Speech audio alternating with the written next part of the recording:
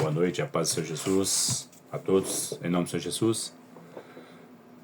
Queridos irmãos e amigos, irei continuar o ensino do Apocalipse, a última carta à igreja de Laodiceia.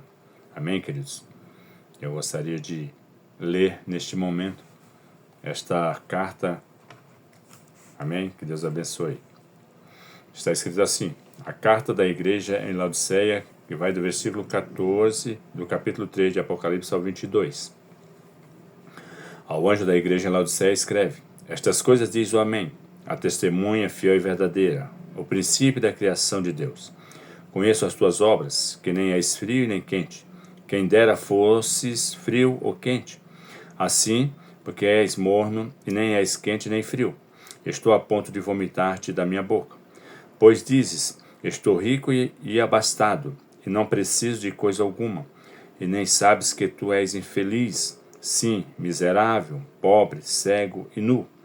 Aconselho-te que de mim compres ouro refinado pelo fogo, para te enriqueceres, vestiduras brancas para te vestires, a fim de que não seja manifesta a vergonha da tua nudez, e colírio para ungires os olhos, a fim de que vejas. Eu repreendo e disciplino a quantos amo. Sê, pois, zeloso e arrepende-te. Eis que estou à porta e bato. Se alguém ouvir a minha voz e abrir a porta, entrarei em sua casa e cearei com ele, e ele comigo. Ao vencedor, dar-lhe-ei sentar-se comigo no meu trono, assim como também eu venci e me sentei com meu Pai no seu trono. Quem tem ouvidos, ouça o que o Espírito diz à igreja. Amém, queridos? Quero orar neste momento. Amado e querido Deus, diante da Tua presença, quero apresentar, meu Deus, a minha vida em Tuas mãos. Senhor, toma minha mente, o meu coração, me guia, usa a minha boca para falar com Teu povo, com os Teus escolhidos, que o Senhor Deus possa alimentar a cada um e dar entendimento, em nome de Jesus. Amém. Iremos falar sobre a igreja de Laodiceia, a última carta do Apocalipse, segundo a sua história e baseado na escatologia bíblica. Amém, queridos? Como já li o texto, observe que coisa interessante. A igreja de Laodiceia é a última carta, sétima igreja da Ásia. Amém? Que está escrito em Apocalipse 3, do 14 a 22. A sua introdução é: Laodiceia significa direitos do povo. O nome Laodiceia significa direitos do povo ou governo do povo. O significado do nome Laodiceia é a igreja morna. É a representação da igreja nos últimos dias, no final da dispensação da graça. O que é dispensação da graça, queridos? Observe que a igreja de Filadélfia é a sexta igreja, que é a igreja avivada, a igreja que está se preparando, que tem de estar preparado para se encontrar com Cristo. E então ela vive o momento da graça. A igreja de Filadélfia, ela vive o momento da graça, ou seja, vive no momento um momento que a qualquer momento Cristo pode vir buscar a tua igreja. Já a igreja de Laodiceia, ela vive no final dessa dispensação, porque a graça já não está mais, já não está mais na terra, porque a graça é o Espírito Santo, a graça é a presença de Cristo, a graça é a igreja que está na terra. Mas quando esta igreja de Laodiceia ela começar a governar, ou seja, viver as obras de Laodiceia, essas obras mornas, segundo a escatologia bíblica, a igreja do Senhor já não faz parte, já não estará mais na terra, porque ela foi arrebatada, ela foi levada pelo Senhor. E aí está vivendo o momento de dificuldade, que são os momentos de dores, que Jesus falou no livro de Mateus, que está escrito em Apocalipse, os momentos de dores, os momentos de tribulações. Então, A igreja de Laodiceia é a igreja que vai estar nesse período. Nós iremos entender, amém, queridos? Olha só, que pertence a Laodiceia, mulher de Antíoco II, igreja morna, apóstata, que ela foi apostatada, ela se inicia as suas obras segundo a escatologia bíblica, irmãos, segundo a escatologia bíblica, dentro do período da igreja de Cristo, ela começa as suas obras no século XIX, em 1900. É por isso que eu falei na igreja, sobre a igreja de Filadélfia, que ela foi contaminada também pelas obras de Laodiceia, porque a igreja ainda recebe, segundo o tempo, obras da igreja de Laodiceia, que são essas obras mornas. Até a segunda, essa igreja ela vai do século XIX, segundo a escatologia bíblica, até a segunda volta de Cristo. A cidade de Laodiceia era um importante centro comercial. Laodiceia é um importante centro comercial. Era uma cidade rica, onde havia produção de um colírio para tratamento dos olhos. Estava situado próximo a uma região de águas termais, onde recebia uma água que chegava morna até a cidade.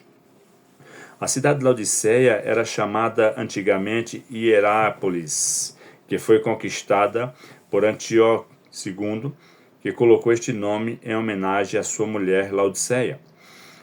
Era uma cidade sobre o rio Lico, famosa pelos amplos muros, como Roma, edificada sobre 7 montanhas ou montes. Para a igreja morna de Laodiceia, Cristo é a fiel e verdadeira testemunha, tirando da igreja a máscara da satisfação em si mesmo.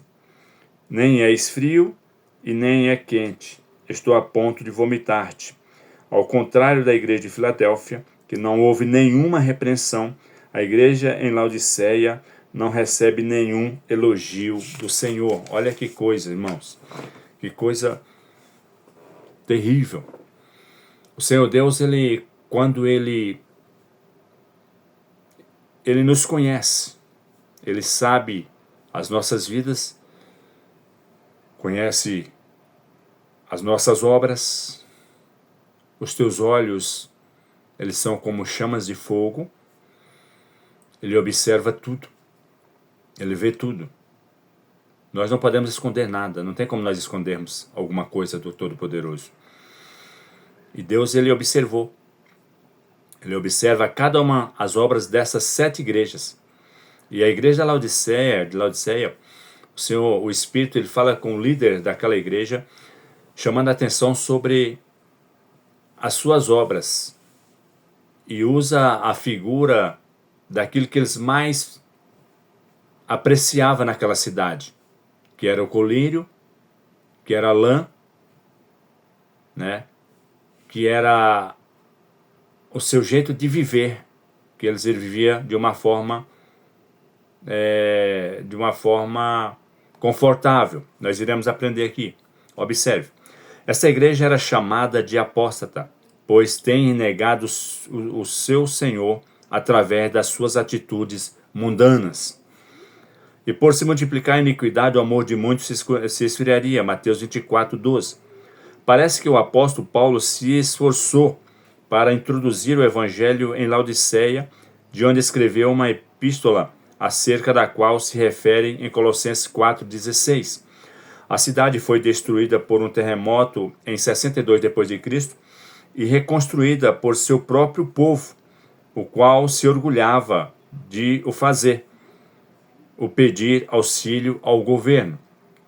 Era uma das mais ricas cidades da Ásia, pois dos rebanhos de ovelhas daquela região produziam a excelente lã negra de altíssimo preço. Observa.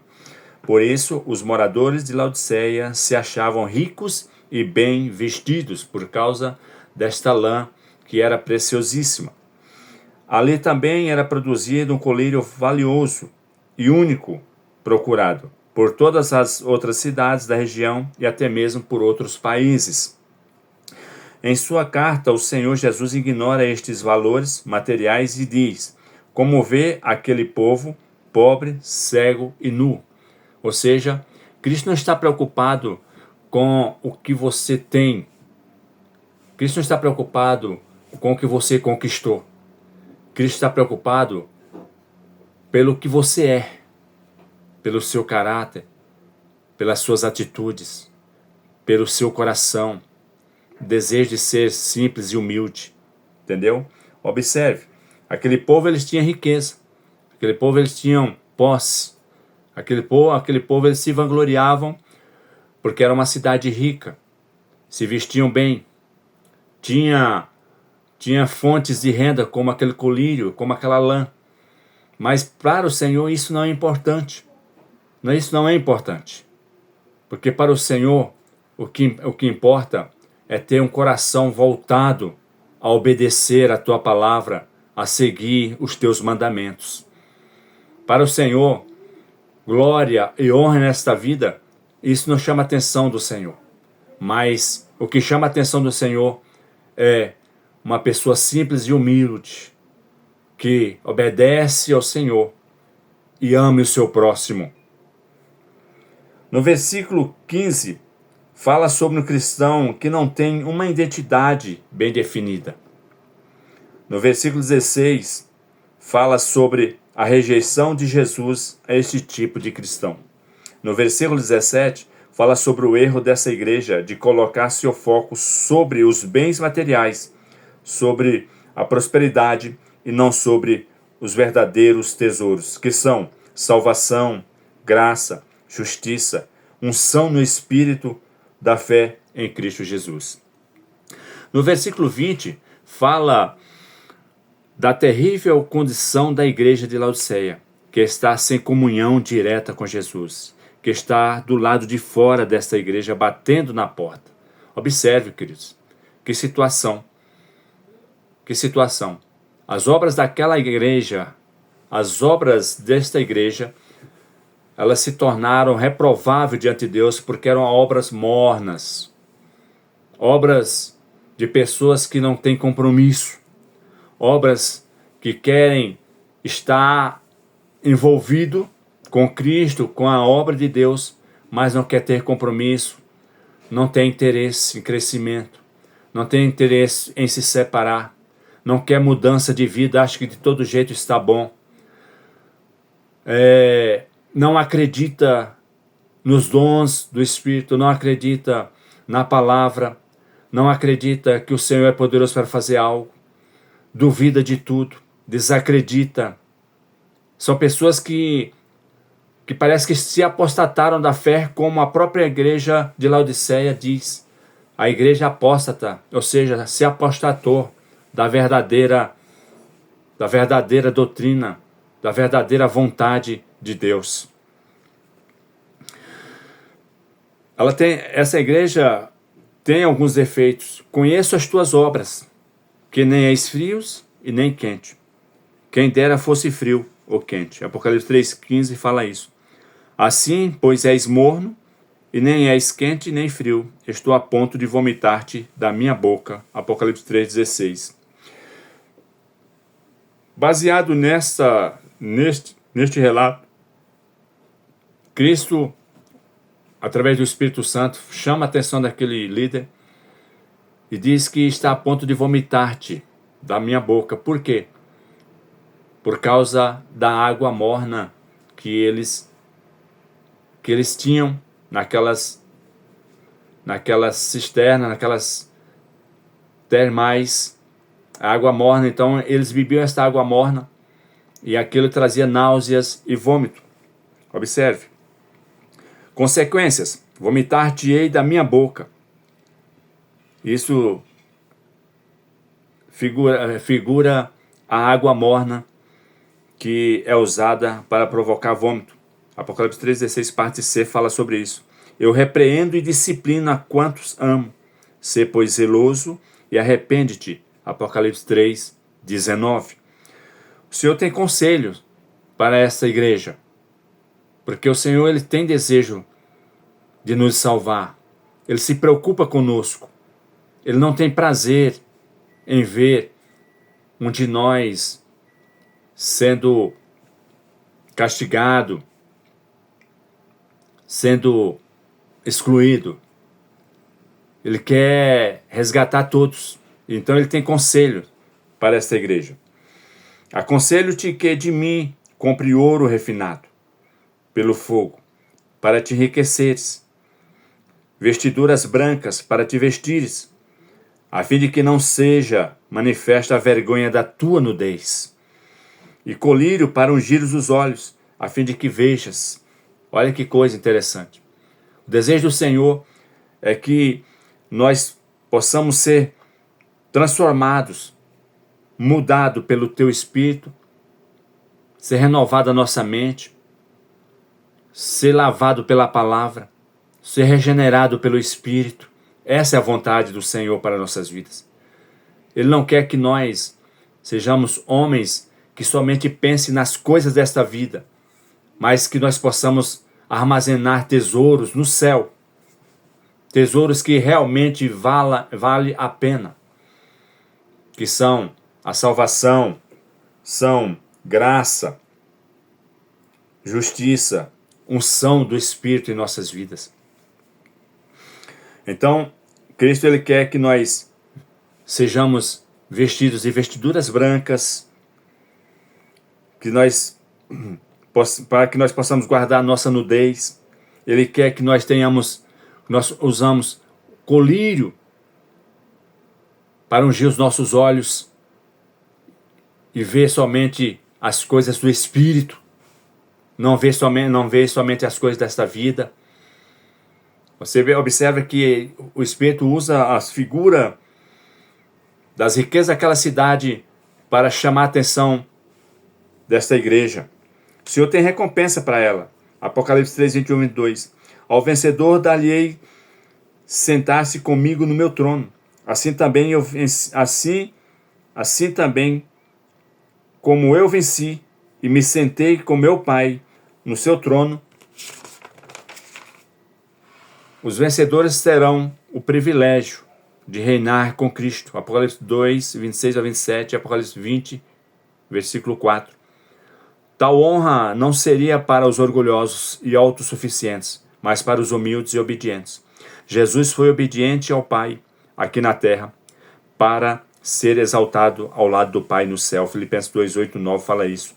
Somente os obedientes serão exaltados com Cristo. Quem tem ouvidos, ouça o que o Espírito diz à igreja. Que você possa, nesta hora, entender que o Senhor Deus, Ele quer que nós possamos ser diferentes na sua presença e não ser como a igreja de Laodiceia, que tenha obras mornas, mas que as nossas obras possam ser frias ou quentes.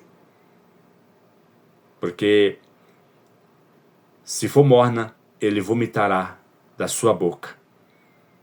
Que você possa se preocupar em lutar para mudar as tuas vestimentas e buscar em Deus santificação, desejo de mudança de vida, tanto na mente, no coração, no seu corpo. Que você possa buscar em Deus unção para os seus olhos, para a sua mente e seu coração, ungindo com colírio santo, que é a unção do Espírito Santo sobre a tua vida.